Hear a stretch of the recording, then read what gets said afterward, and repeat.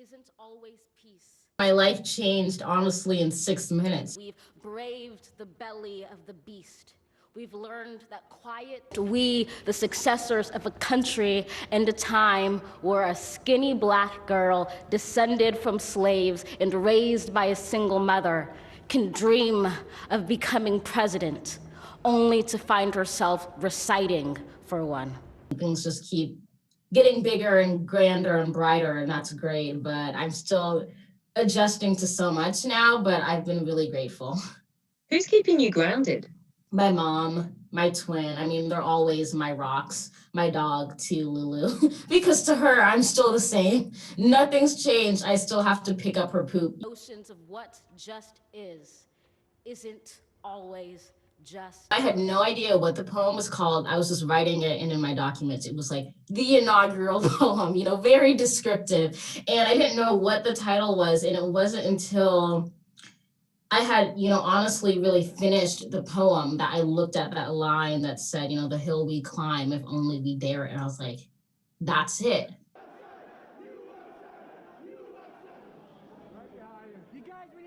When I first began writing, I had only 5 minutes of allotted time from the inaugural committee. And after January 6th, I was like, this poem is 6 minutes, and it's going to stay that way because there's actually a lot more that needs to get said after these events. The insurrection at the Capitol, where I was seeing the way in which democracy in my country was being desecrated, that I really began to work with a much sharper knife. For there was always light, if only we're brave enough to see it, if only we're brave enough to be it.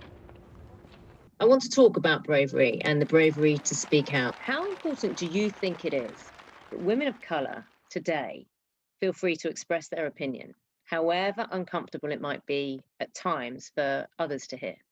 I think it's everything, and it's a gift that I'm really grateful the women of color in my life have given to me, that from a young age, my mom always raised me to celebrate my voice. For example, whenever I stood up to bully, my mom would throw a little celebration. I would come home and be like, Mom, I stood up for myself today. And she would, be so excited and so proud. And so it was training me from this age to really value my voice. Bravery is it not only necessitates courage on the part of women of color, but also courage on the part of our allies. So often the conversation is around kind of what women of color can do to empower, save, etc., protect ourselves. But really, I think it has to be a collaboration and a partnership, or it takes other identity groups saying, actually, I am an ally, I am a friend. What can I do to pay my own power forward? Do you think the Duchess of Sussex or Meghan Markle was brave to speak up? Absolutely, yeah, definitely brave. I admire her so much. The headbands. Could you just run me through how your headbands are stored, how many you have, and how big the collection is right now?